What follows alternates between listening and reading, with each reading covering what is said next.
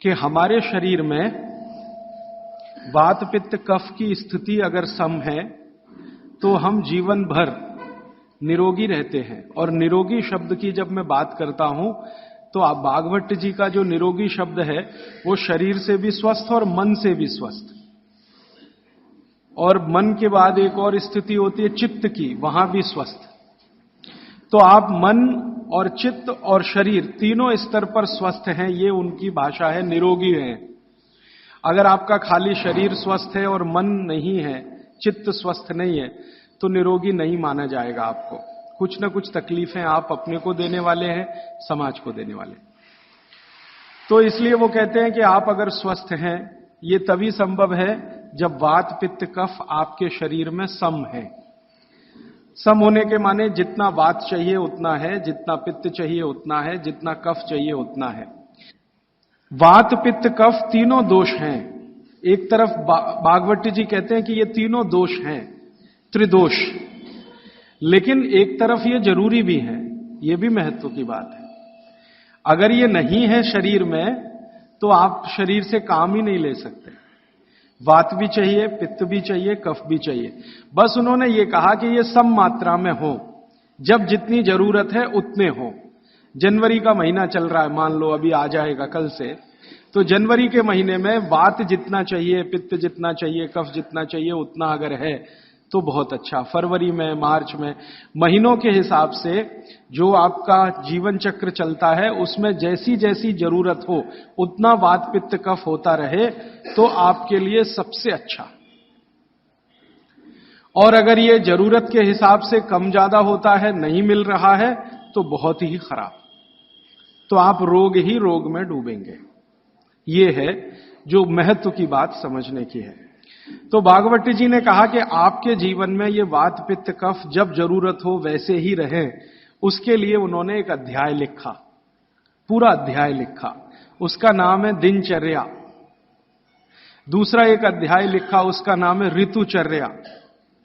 एक अध्याय लिखा आहार द्रव्य का ज्ञान, माने जो खा रहे हैं उसके बारे में जानना, आहार द्रव्य का ज्ञान।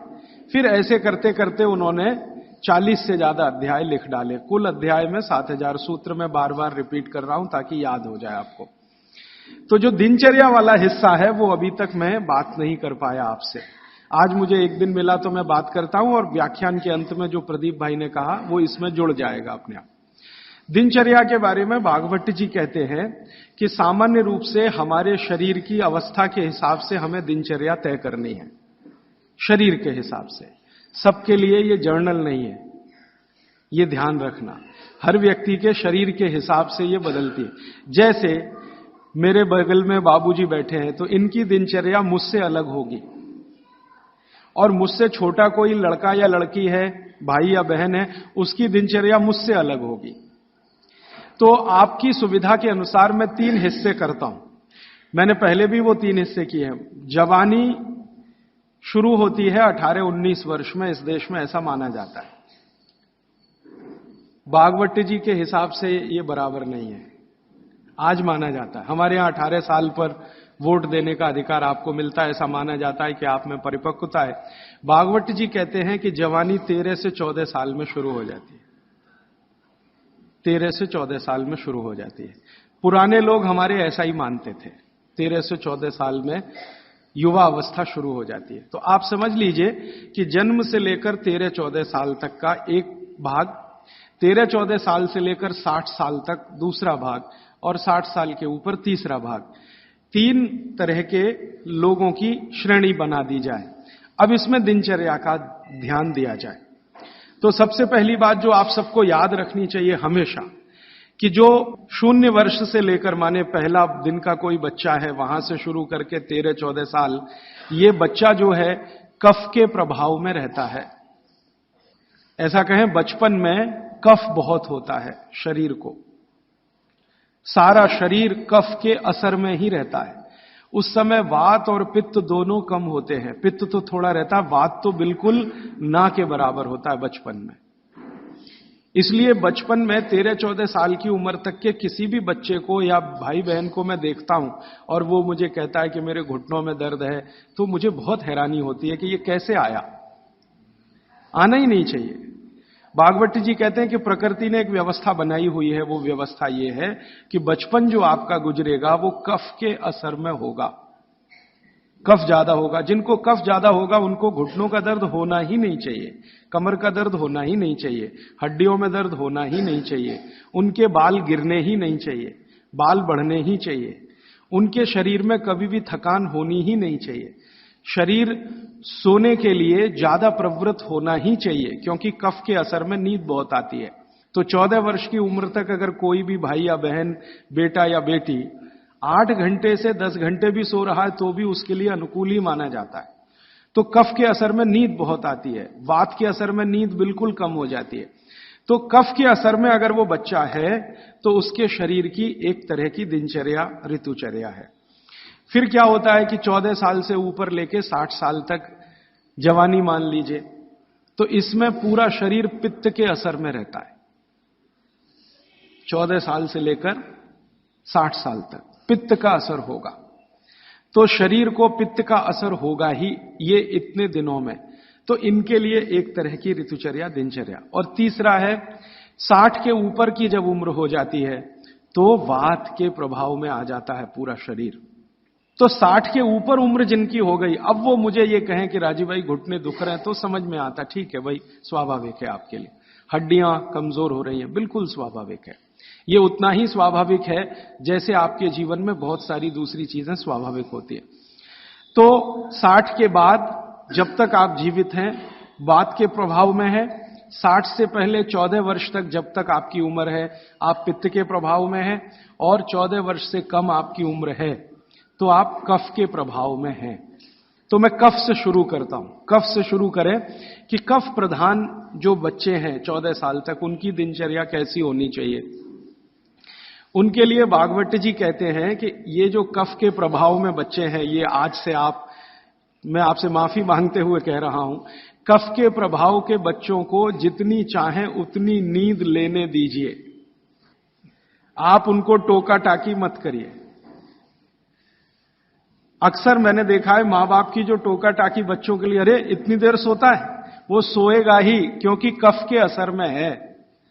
तो आप जबरदस्ती उसको मार के पीट के उठाएंगे, चल पढ़ने को बैठ, होमवर्क कर, टीचर ने इतना दे दिया। अरे वो होमवर्क करके करेगा क्या?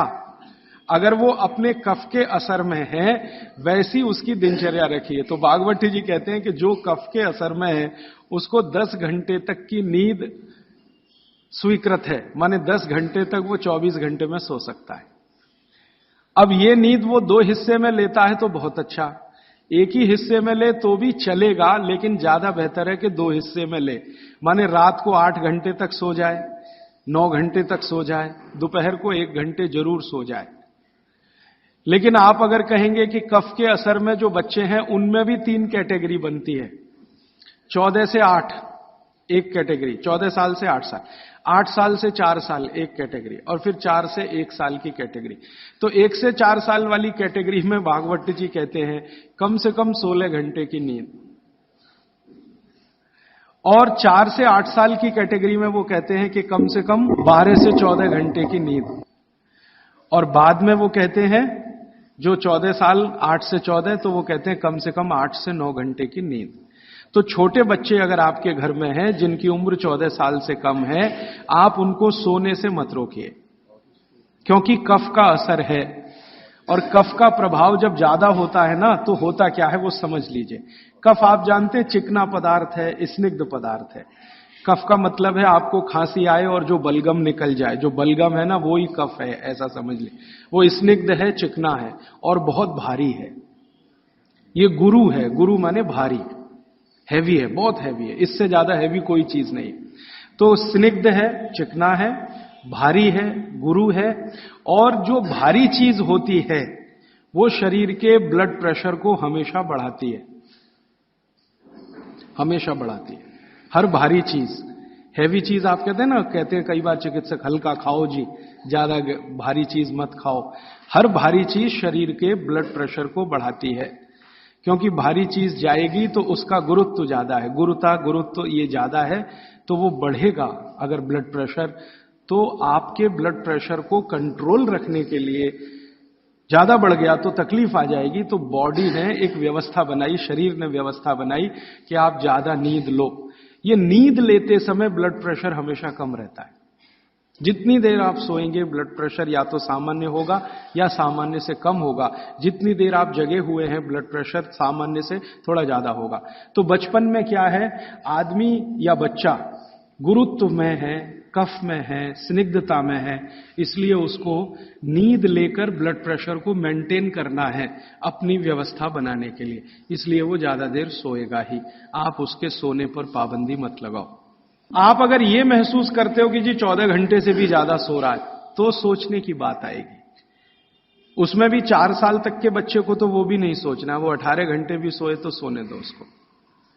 और वैसे भी आप महसूस करते हैं, आप सब माताएं हैं, आपने बच्चे अपने बड़े किए ही हैं। छोटे बच्चे जितने होंगे नींद उतनी ज्यादा लेंगे, क्योंकि कफ का असर उतना ही ज्यादा है और ज्यादा कफ को मेंटेन रखना है ब्लड प्रेशर के लिए, इसलिए नींद लेनी ही पड़ेगी, बिना उसके होने वाला नहीं है। इसलिए बचपन में नींद ज्यादा। तो अब नींद ज्यादा है तो ये कब संभव है?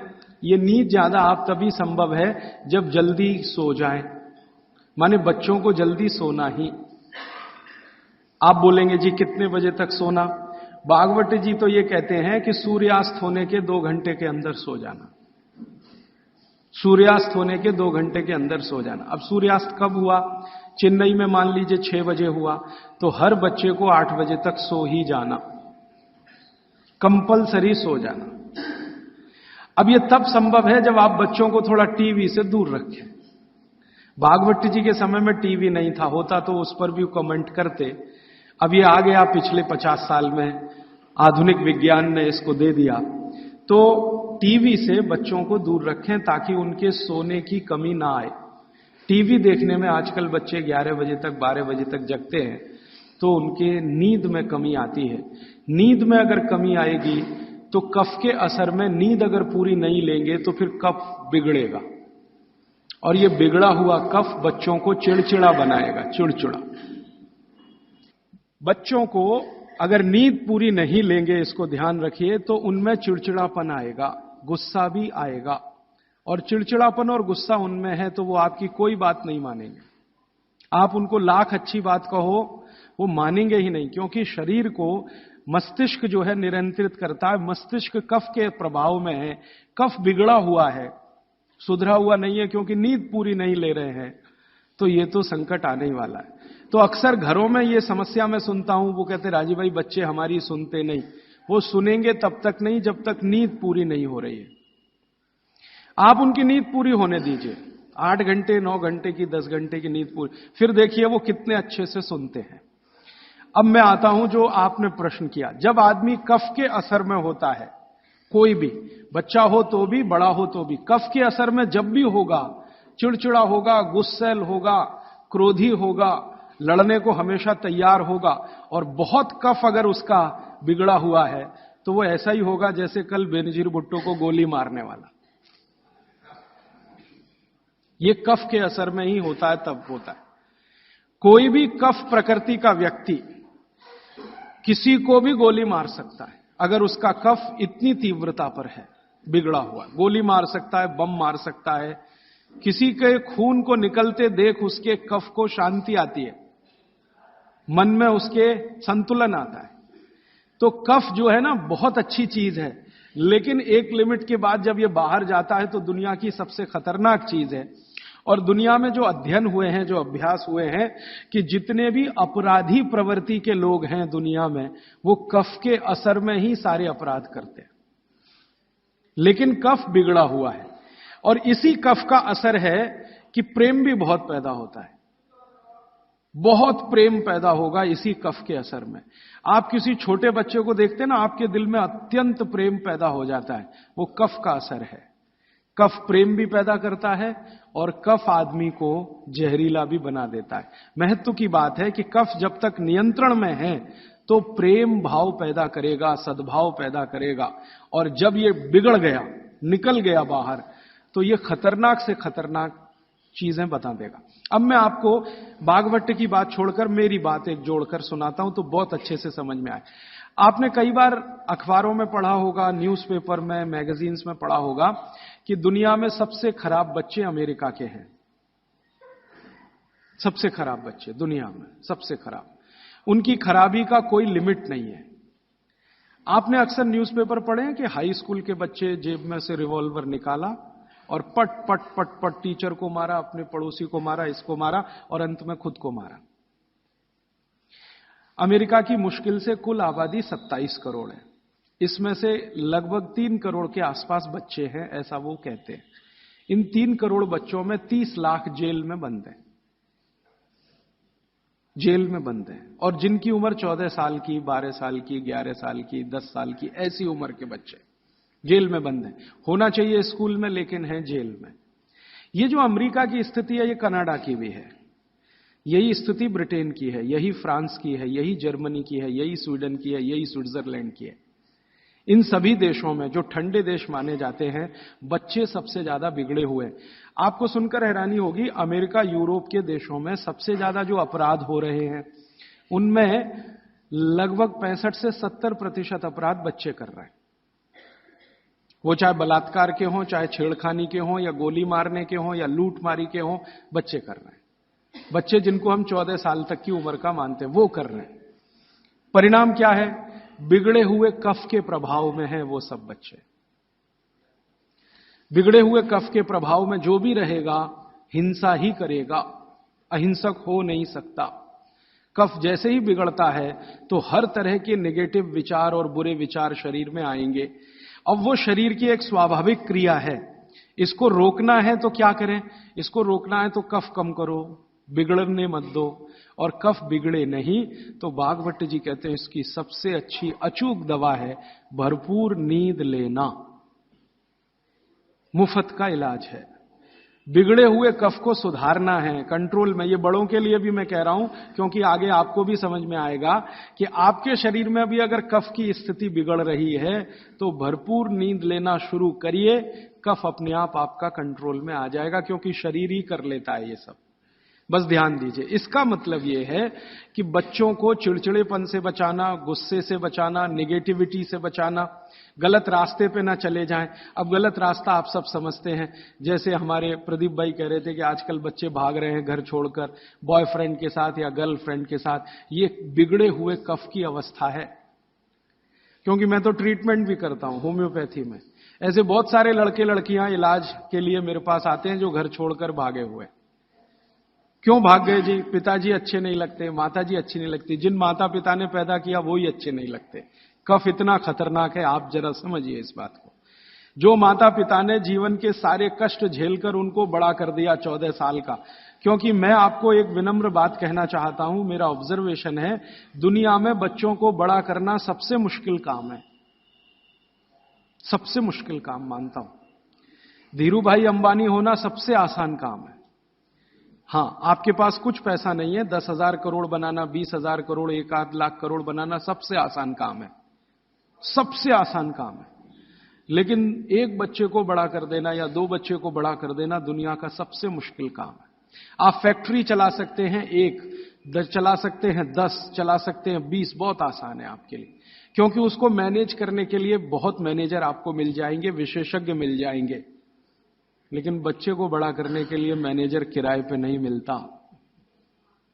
मिलता है तो वो बच्चों को बड़ा नहीं कर सकता। दुनिया में एक्सपेरिमेंट हुए हैं, परिवार के बाहर बच्चों को बड़ा करने के सबसे ज्यादा एक्सपेरिमेंट यूरोप में हुए हैं। कॉन्वेंट है ना, कॉन्वेंट, ये बच्चों को बड़ा करने के ही केंद्र हैं। ऐसे बच्चों को जो परिवार से बिछड़े हैं, छूटे हुए, लावारिस बच्चे। कॉन्वेंट स्कूल सब फेल हो गए अमेरिका और यूरोप में। वो बच्चों को सिखा नहीं पाए जो सिखाना चाहिए। और ज्यादा कॉन्वेंट के बच्चे ही वहां मर्डर कर रहे हैं, हिंसा कर रहे हैं, जेब काट रहे हैं। तो बच्चे को बड़ा करना मैं मानता हूं दुनिया का सबसे मुश्किल काम है। और आप जो भी अपने बच्चों को बड़ा कर रहे हैं, आप समझ लीजिए दुनिया का सबसे मुश्किल काम आप कर रहे हैं। तो इसमें छोटी सी बात याद रखिए कि ये बच्चे ठीक से बड़े हों, कफ का बिगाड़ इनको कहीं गलत रास्ते पर ना ले जाए, तो इसके लिए बहुत सरल उपाय है कि नींद उनको भरपूर लेने दीजिए। कई बार आप ऐसा मत करिए, बच्चों को कई बार ऐसा लगता है झपकी आ रही है, तो आप जबरदस्ती पढ़ने को मत बिठाइए। कुछ बच्चे ऐसे हैं जो मेज कुर्सी पे बैठते ही ऊँघने लगते हैं, तो उनसे कहिए कि देखो किताब बंद कर दो और जाके सो जाओ।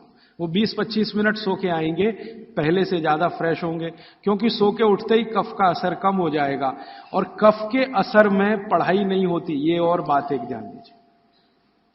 कफ के असर में पढ़ाई नहीं हो सकती। पढ़ाई अच्छी करनी है तो पित्त के असर में ही होती है। पित्त बढ़ना चाहिए, कफ कम होना चाहिए, तभी पढ़ाई अच्छी होगी। तो जब तक कफ बिगड़ा हुआ है, असर उसका भयंकर दुष्प्रभावी है, पढ़ने के लिए मत बोलिए उनको, कहिए सो जाओ। कफ बिगड़ा हुआ हो तो सबसे अच्छा उपाय है कहो सो जाओ। तो 20 मिनट सोएंगे, आधा घंटे, 1 घंटे या 2 घंटे सो जाएं, फिर कहो अब उठने दो, अपने आप से उठने दो। अब अपने आप से जब उठे तब उनका कफ पूरी तरह से शांत होगा, फिर जो भी पढ़ेंगे मगज में बैठेगा, दिमाग में बैठे। और एक छोटी सी बात, आप सवेरे सवेरे स्कूल जाने के लिए जो मार मार के उठाते हैं अपने बच्चों को, आप बहुत बड़ा अत्याचार कर रहे हो, बहुत बड़ा अत्याचार कर रहे हो। कारण क्या है वो समझ लीजिए। वो ये, मैं ये कह रहा हूं कि आप करें जरूरी नहीं है, लेकिन समझ जरूर लीजिए, ताकि आपको करते समय ध्यान में रहे कि मैं ठीक कर रहा हूं या गलत।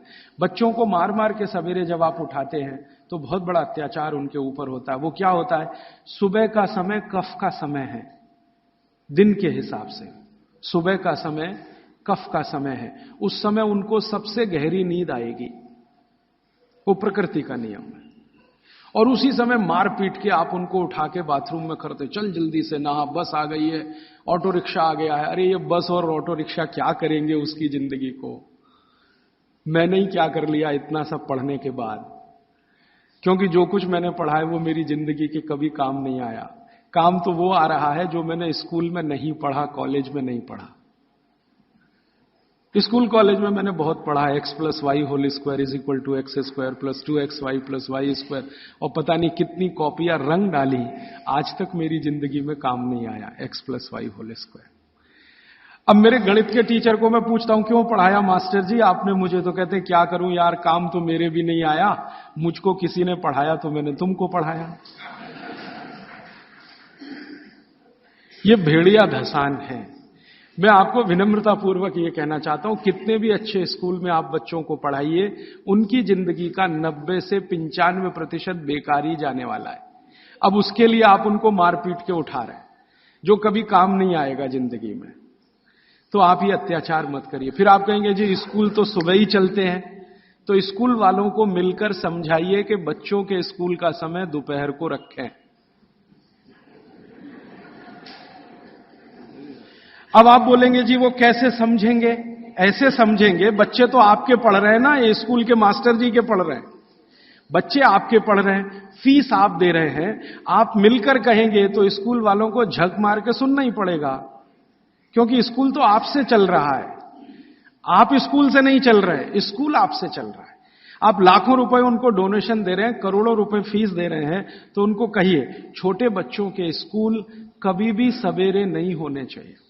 7 बजे से स्कूल चल रहा है, ये तो होना ही नहीं चाहिए। उनका स्कूल 11 बजे से 12 बजे से होना चाहिए। आप प्रयास करिए, सफलता मिले तो बहुत अच्छा, नहीं मिले तो अपना अलग स्कूल ही खड़ा कर दीजिए। हां, क्या मुश्किल है आप जैसे लोगों के लिए, आप सब यहां बैठे हुए लोग हैं, कोई करोड़पति से कम नहीं है, क्या मुश्किल है। एक स्कूल ऐसा शुरू कर दो जो बच्चों को सुबह नहीं पढ़ाएगा जी। हम आयुर्वेद के हिसाब से चलेंगे, हम बागवट के हिसाब से चलेंगे, हमारा बच्चों का स्कूल दोपहर को ही शुरू होगा। तो आप कोशिश करिए, कोशिश करने से दुनिया में सब कुछ होता है। जब से मैंने ये बातें मेरे मित्रों से शेयर की, हमारे कार्यकर्ता बहुत हैं देश भर में, करीब 18,000, उनसे जब शेयर की तो उन्होंने कई कई जगह प्रयास किए, कुछ में सफलता भी मिली। स्कूल वाले मान गए, समझ गए, बागवट के सूत्र उनको समझाए तो वो मान गए। हाँ, बच्चों को, क्योंकि स्कूल में पढ़ाने वाली भी टीचर है या टीचर है, उसके भी अपने बच्चे हैं, वो भी देख रही है, महसूस कर रही है कि सुबह तो सोने का ही उनका मन करता है, तो सुबह तो सोने के लिए ही है उनके लिए, क्योंकि सुबह कफ का असर होता है और बच्चे तो कफ के ही प्रभाव में हैं, तो डबल असर होगा, इसलिए सुबह उनको नींद अच्छी आएगी। सुबह नींद अच्छी आएगी तो उनको झकझोर के जगाइए मत। अब सुबह की नींद उनकी ठीक से आए, इसके लिए वो रात को जल्दी सोए, तो 8 बजे तक सोने के लिए नियम डाल दीजिए। 8 बजे के बाद आपके घर का टीवी बंद हो जाए तो वो भी नहीं देखेंगे, आप देखेंगे तो वो भी देखेंगे। बच्चे तो जो आप करते हैं वैसे ही सीख लेते हैं।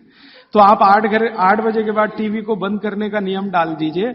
बच्चों में आदत पड़ गई नींद आने की 8 बजे, तो वो सोएंगे, भरपूर नींद लेंगे, सुबह 6 बजे तक उठेंगे, बहुत अच्छे से उठेंगे।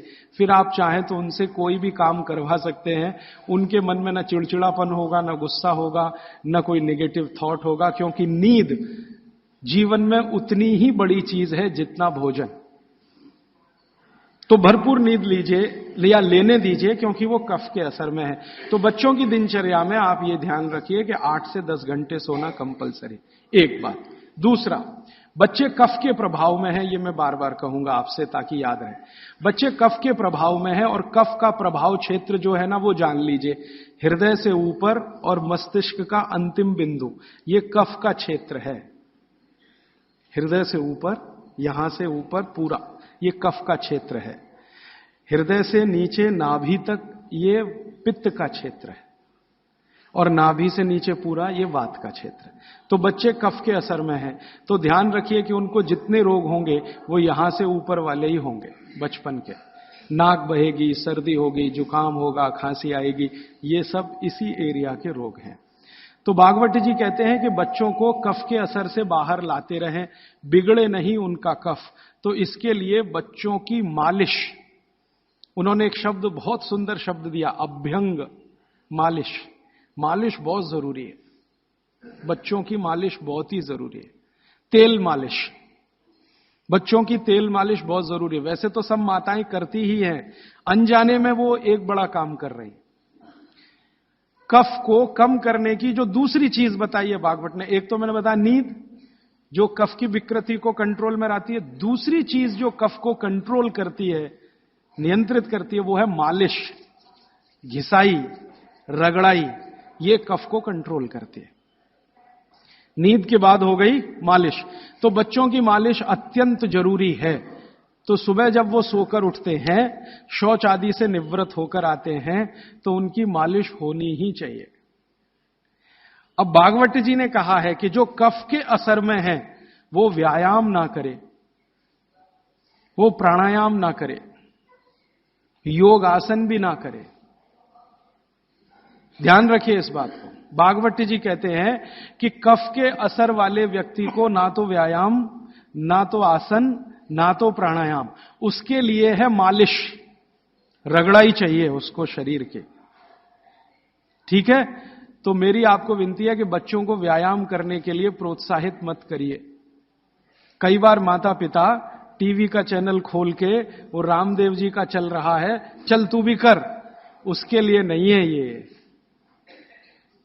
व्यायाम, योग, प्राणायाम उनके लिए सबसे उपयोगी है जो पित्त के प्रभाव में है। वात के प्रभाव वालों को बहुत मामूली, पित्त वालों को सबसे ज्यादा, कफ वालों को बिल्कुल नहीं। योग, प्राणायाम, आसन कफ वालों को बिल्कुल नहीं, वात वालों को थोड़ा, पित्त वालों को सबसे ज्यादा। ये है सूत्र भागवत जी। तो बच्चों को मत प्रेरित करिए कि तुम आसन करो, कि तुम प्राणायाम करो, कि तुम ऐसी एक्सरसाइज करो। उनके लिए तो कफ के असर में है, तो ये एक्सरसाइज जितनी कम हो उतना अच्छा। मालिश करिए उनकी, भरपूर मालिश करिए। अब तीसरी बात, तीसरा सूत्र, बच्चों की मालिश कहां करें जी? पूरे शरीर में करें, पूरे शरीर में करिए।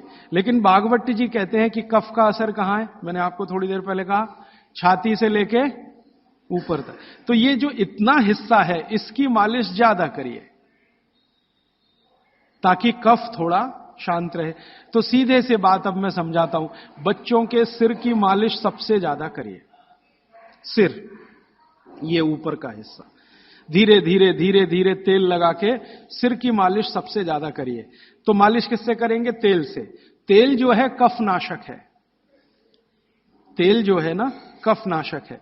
तो सिर की मालिश करेंगे, छोटे छोटे छिद्र हैं, तेल इससे अंदर जाएगा, कफ को सामान्य रखेगा, तो कफ के प्रभाव में बिगड़ेंगे नहीं बच्चे, माने गुस्सा नहीं करेंगे, चिड़चिड़े नहीं होंगे, निगेटिव नहीं होंगे, जिंदगी में गलत काम नहीं करेंगे। तो बच्चों के सिर की मालिश बहुत जरूरी है, सिर की मालिश। दूसरा वो कहते हैं कि कफ का जो दूसरा बड़ा स्थान है, एक तो सिर हुआ, दूसरे है कान।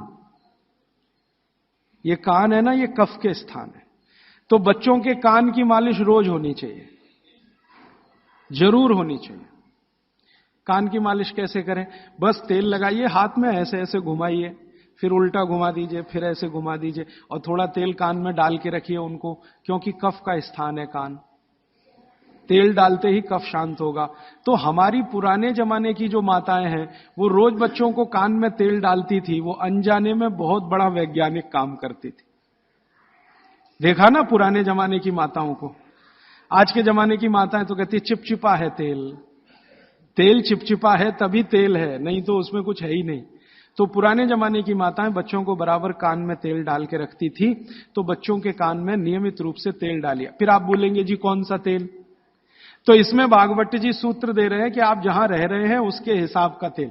आप चेन्नई में रह रहे हैं, चेन्नई भारत के गर्म इलाकों में है, गर्म इलाकों में ठंडा तेल अच्छा, तो सबसे ठंडा तेल नारियल का तेल है। तो चेन्नई में रहने वालों को नारियल के तेल की मालिश, नारियल का तेल ही खाना। अब आप बिहार में जाएंगे और मैं वहां कर आकर आपको कहूंगा, तो कहूंगा जी आप नारियल का तेल बिल्कुल मत खाओ, मालिश भी मत करो। मैं कहूंगा सरसों का तेल खाओ, उसी से मालिश करो।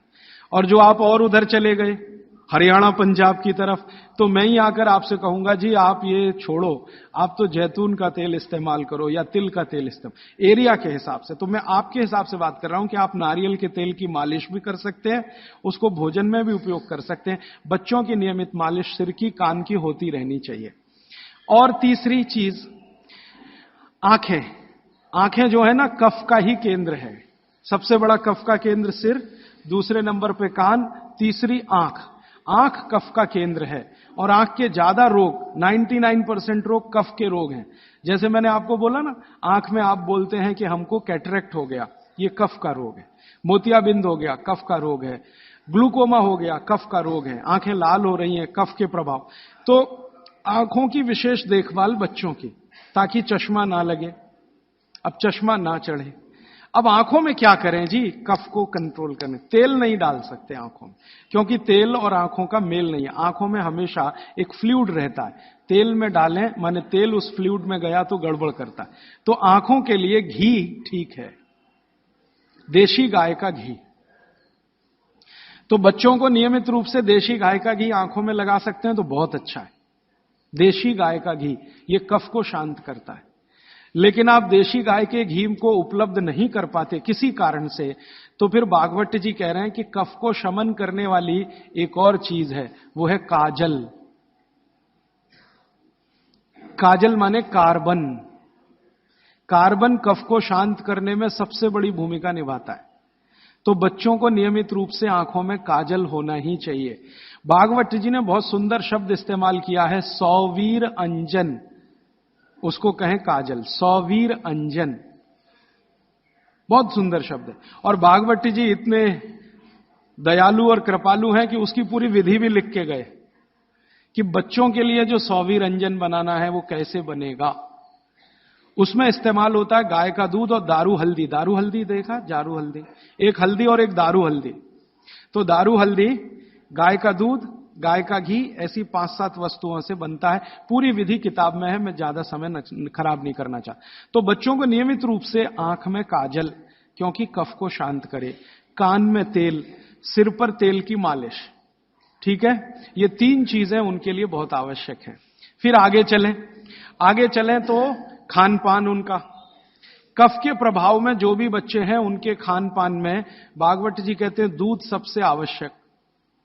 दूध, बिना दूध के बच्चों का जीवन नहीं, दूध तो उनके लिए सबसे आवश्यक। दूसरी कोई चीज उनके लिए आवश्यक है, वो है मक्खन। मक्खन, लोनी कहते हैं, मक्खन कहते हैं, लोनी। और फिर तीसरी चीज है घी, उसके बाद तेल, और उसके बाद जो भी आप साधारण चीजें खा रहे हैं वो। गुड़ बच्चों को बहुत ही आवश्यक है। क्योंकि कफ को संतुलित रखने में जो जो चीजें मदद कर रही हैं, घी है देशी गाय का, दूध है, दही है, मट्ठा है, मक्खन है, गुड़ है, ये सब कफ को संतुलित रखने वाली चीज है। तो ये बच्चों के भोजन में नियमित। अब गुड़ जो है ना, कई फॉर्म में खा सकते हैं बच्चे। सीधे गुड़ खा सकते हैं, गुड़ की पट्टी खा सकते हैं, चिक्की जिसको आप कहते हैं, तिल में हो तो बहुत अच्छा, मूंगफली में है तो भी चलेगा, नहीं तो चने में खा सकते हैं। तो बच्चों के डेली डाइट में ये चीजें रहनी चाहिए। गुड़ रहना चाहिए, तिल रहना चाहिए, मूंगफली रहनी चाहिए। ये सब चीजें जिनको आप महसूस करते हैं ना भारी हैं, ये कफ को संतुलित रखने में मदद करते हैं। तो भारी चीजें बच्चों को नियमित रूप से दीजिए। एक ही चीज का निषेध है, एक ही चीज का निषेध बताया भागवत जी ने, पतला आटा। अब पतला आटा उन्होंने कहा है, पतला आटा माने बारीक आटा। इसको मैं थोड़ा आज के हिसाब से कहूं, क्योंकि आज वो चीज है भागवत के जमाने में नहीं थी। मैदा, मैदा ही निषिद्ध है बच्चों को, बस मैदे की चीज नहीं। अब मैदे की चीज नहीं क्यों? क्योंकि ये कफ को बिगाड़ने वाली चीज है मैदा। बाकी चीजें कफ को संतुलित रखती हैं, मैदे की चीजें कफ को बिगाड़ेंगी। तो बच्चों को मैदे की मठरी मत दें। अब आप बोलेंगे जी मठरी मांगे तो आटे की बना के दें, मैदे की ना दें। अब मैदे का बना हुआ समोसा ना दें, तो समोसा मांगेंगे तो आटे का समोसा दें। मैदे की कचौरी ना दें, कचौरी मांगेंगे तो आटे की दें। मैदा छोड़कर बाकी चीजों के बारे में भागवत जी कहते हैं कि बच्चे आसानी से प्रभाव कफ में उसको भी पाचन कर सकते हैं। अब मालिश हो गई, भोजन हुआ, फिर नहाने के लिए कहा है, तो मालिश पहले, स्नान बाद में। हमेशा स्नान के बाद मालिश करने को मना किया है, स्नान बाद में, मालिश पहले। तो अच्छे से मालिश करिए। आप बोलेंगे जी कितनी देर मालिश करें? तो इसके लिए बहुत सुंदर बात उन्होंने कही है। बच्चों की मालिश करते समय जब उनकी बगल में पसीना आ जाए तो मालिश रोक दें। घड़ी के हिसाब से नहीं बताया उन्होंने कि 10 घंटे करें कि 20 घंटे, 40 मिनट, या समय उन्होंने बताया नहीं, क्योंकि हर बच्चे के लिए वो अलग होगा। तो उन्होंने इतनी सुंदर ऑब्जर्वेशन दिया कि जब आप मालिश कर रहे हैं, बच्चे की बगल में पसीना आ गया तो मालिश बंद करें, बगल में पसीना आते ही। और वो ये कहते हैं कि कुछ बच्चे ऐसे हो सकते हैं जिनको बगल का पसीना जल्दी ना आए, तो हो सकता है उनके माथे पे पसीना आ जाए, तो मालिश रोक दें। ठीक है? तो मालिश के बाद स्नान। स्नान के लिए भागवत जी कहते हैं कि जो भी चीजें कफ को कम करती हैं वही चीजें स्नान में उपयोग करें। अब मैं आपको बताना चाहता हूं आधुनिक बात, भागवत जी ने तो नहीं कहा। उन्होंने ये कहा कि कफ को कम करें वही चीजें स्नान में उपयोग करें।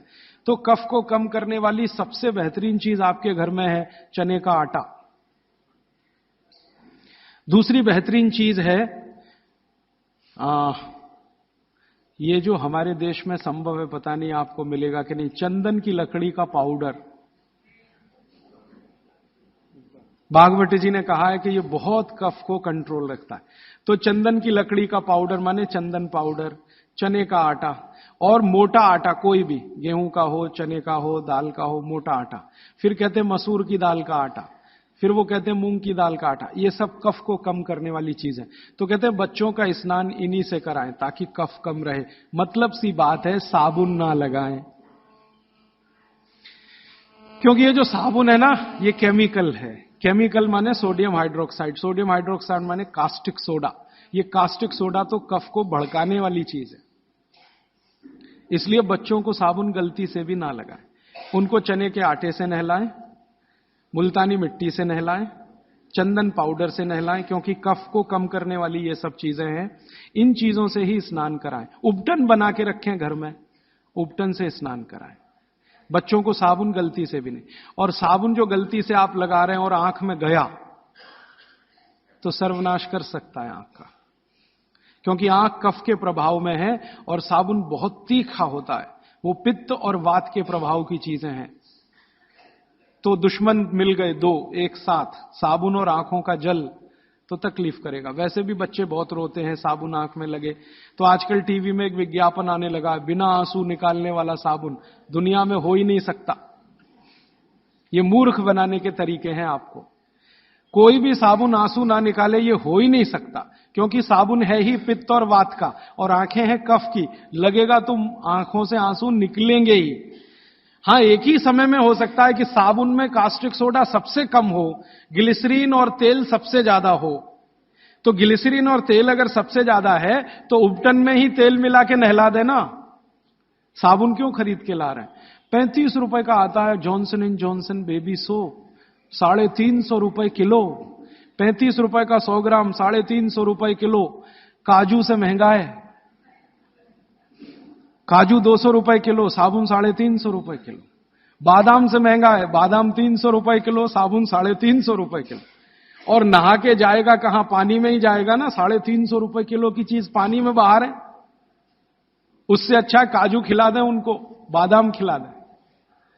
तो नहाने के लिए उबटन जो बहुत सस्ता पड़ता है, और क्वालिटी उसकी कैसे चेक करें कि कफ को नाश करता है, कफ को शमित रखता है, कफ को शांत रखता है, इसलिए उबटन का स्नान बच्चों को जरूरी है। आगे बढ़ें। बच्चों का स्नान होने के बाद उनके खान पान का मैंने बता दिया। ऐसी चीजें उनको नियमित खिलानी है जो कफ को कम करती है। मैंने 3-4 चीजों के नाम लिए। दूध है, दही है, मट्ठा है, हर मोटा अनाज माने बाजरी है, जवारी है, ये सब कफ को शांत रखने वाली चीजें हैं। गाय का घी है ना, मक्खन और घी, मक्खन ज्यादा अच्छा है बच्चों को बनिस्बत घी के, क्योंकि मक्खन कफ को शांत रखने में मदद करता है। तो मक्खन ज्यादा से ज्यादा उनके भोजन में रहे, और बाकी सब चीजें दाल चावल जो भी आप खाते हैं अच्छा। फिर उसके बाद शाम के समय 3-4 बजे के आसपास क्या होता है, उनका पित्त थोड़ा बढ़ेगा। 12 से 4 के बीच में पित्त बढ़ता है। 12 बजे तक कफ के असर में है, 12 से 4 के बीच में पित्त बढ़ेगा। तो उस समय ऐसी चीजें खिलाएं जो घी की बनी हुई हैं, घी की बनी हुई चीज। और रात को ये बच्चे थोड़ा वात के असर में आते हैं। कफ तो सबसे ज्यादा है, लेकिन रात को वात के, तो वात को कम करने वाली चीजें रात को उनको दें। और वो मैं पहले दिन भी काफी बता चुका हूं। तो ये हो गया बच्चों की दिनचर्या। 7 बजे सोने के लिए का माहौल बनाने के लिए तैयारी करें। 7 बजे तक माहौल बने सोने का तो 8 बजे सोएंगे। और माहौल बनाने में सबसे बड़ी मदद करेगा टीवी का स्विच ऑफ। मेरी तो आपको विनती है कि घर के छोटे बच्चे हैं ना, तब तक केबल कनेक्शन ना लें। छोटे बच्चे जब थोड़े समझदार हो गए हैं तो चलो चलेगा, क्योंकि समझदार होने से मतलब उनको मालूम होना चाहिए कि कहां स्विच ऑफ करना है। तो उस समय थोड़ा चल जाएगा। लेकिन बच्चे जब तक छोटे हैं, साल भर के, 1.5 साल के, 2 साल के, 2.5 साल के, तब तक तो केबल कनेक्शन ऑफ रखें, या केबल कनेक्शन है तो टीवी ऑफ रखें, चले नहीं उनके सामने। नहीं तो वो चालू हो जाएंगे, पोगो देखेंगे, पोगो। हां, कार्टून फिल्म देखेंगे। क्यों देखेंगे जान लीजिए। कफ के असर में जो बच्चा होता है, इसको समझाना चाहता हूं मैं। कफ के असर में जब बच्चा होता है तो उसकी कल्पनाशीलता सबसे ऊंची होगी। मैंने थोड़ी देर पहले कहा ना, ये कफ है जो सम में रहे तो व्यक्ति को बहुत कल्पनाशील बनाएगा। इतना कल्पनाशील और वैज्ञानिक बनाएगा, सोच नहीं सकते। बिगड़ेगा तो सबसे बड़ा अपराधी भी बनाएगा उसको। तो बच्चों की कल्पनाशीलता बहुत होती है, क्योंकि वो कफ के असर में है। इसलिए हर ऐसी चीज जो उन्हें सोचने में मदद करती है उनको अच्छी लगती है। आपने एक कहानी सुनाई, बच्चे कहानी सुनते हैं ना बड़े मजे से। क्यों सुनते हैं? वो उनकी कल्पनाशीलता में मदद करती है कहानी। आपने कहा एक राजा था, अब इतना कहते ही उनका चालू हो गया दिमाग। आप आगे का वाक्य बोलेंगे, उसके पहले वो कल्पना कर लेंगे राजा कैसा है, सिंहासन पर बैठा है कि जमीन पर बैठा है, बगल में रानी है कि नहीं है, सामने वजीर है कि नहीं है, मंत्री है कि। ये तो आपके बोलने से पहले उनके दिमाग में घूम गई पूरी फिल्म। एक राजा था, फिर कहेंगे आगे बताओ, तो आप कहेंगे एक रानी थी। अब रानी के बारे में सब बातें उनके दिमाग में आ गई। फिर आप कहेंगे क्या हुआ, तो दोनों मर गए, खत्म कहानी। अब आप कहेंगे तो उनको बिल्कुल अच्छा नहीं लगेगा। हम लोग बच्चों को टालने के लिए कहते हैं, एक राजा था, एक रानी थी, दोनों मर गए, खत्म कहानी। उनको बिल्कुल अच्छा नहीं लगेगा, क्योंकि जिस समय कल्पना उनकी चलना शुरू हुई, आपने कहानी खत्म कर दी। अब आप टालना चाहते हैं उनको, और वो कल्पना करना चाहते हैं उस समय।